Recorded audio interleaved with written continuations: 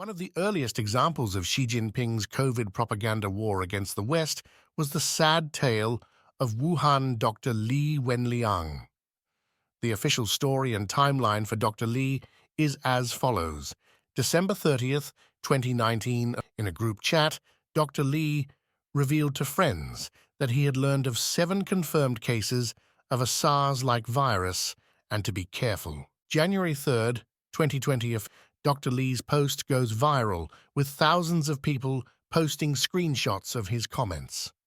This catches the eye of the Public Security Bureau, who bring him in for questioning. They also force him to sign a statement apologizing for making false comments that had severely disturbed the social order. January 10th, 2020, Dr. Li catches COVID and begins to cough. January 11th, 2020, Dr. Li's cough turns into a fever. January 12th, 2020, Dr. Li is hospitalized. January 30th, 2020, a very ill Dr. Li is able to post his story to Weibo, essentially Chinese Twitter, describing his ordeal. January 31st, 2020, Dr. Li is diagnosed with coronavirus. February 6th, 2020, Dr. Li passes away from coronavirus. This news causes his previous Weibo post to be flooded with comments expressing anger at Chinese authorities for censoring Dr. Li and trying to cover up how dangerous coronavirus was. Comments such as, "The truth will always be treated as rumor. How long are you going to lie? Are you still lying? What else do you have to hide? And do not forget how you feel now. Do not forget this anger. We must not let this happen again."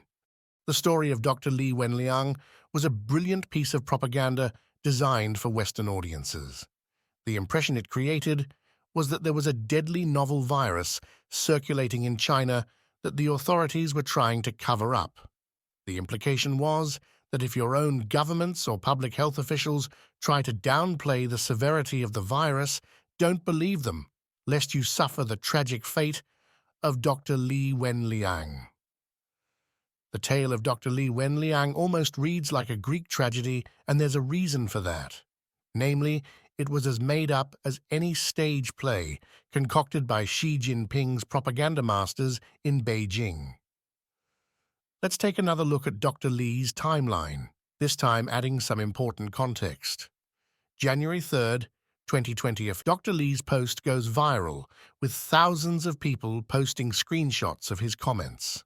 This catches the eye of the Public Security Bureau, who bring him in for questioning.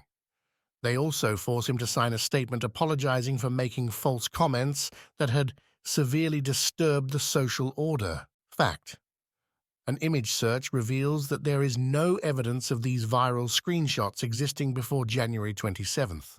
There was no viral message.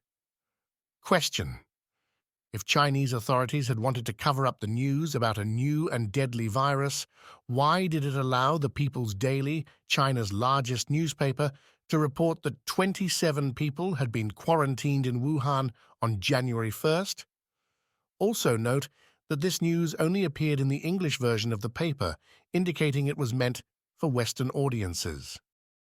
Question: if Chinese authorities were engaged in a cover-up, why did it report 44 cases of viral pneumonia to the World Health Organization on January 3rd? January 30th, 2020, official story.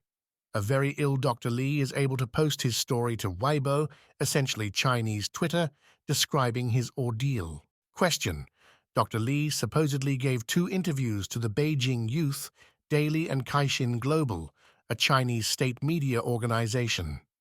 How did he do this when he was so sick he was going to be dying within a week? How did he give the interview while allegedly hooked up to a ventilator receiving high-flow oxygen therapy? February 6th, 2020, official story.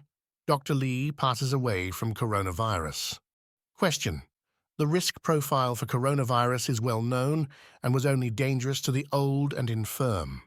The idea that an otherwise healthy 34-year-old man could contract the virus and then die a week after being diagnosed strains credibility, to say the least. Take another look at this picture of Dr. Li. Does this look like a picture of a man who is going to die within a week? Or does it look like a healthy young man wearing an ill-fitting mask that can be removed easily? The conclusion is inescapable. The story of Dr. Li Wenliang, the tragic truth-teller of Wuhan, was a lie. It was a piece of propaganda created by the propaganda masters of Beijing to instill terror in Western audiences. Subsequent events would show that it worked. That's what I think. What are your thoughts? Leave your comments below.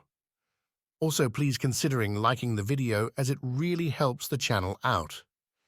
If you hated the era of the COVID regime as much as I do and want to ensure that it never returns, get my free ebook, The Little Book of COVID Red Pills at redpillcovid.com. It is the baby version of a larger book I'm writing and contains the top 5 arguments you can use against supporters of the COVID regime.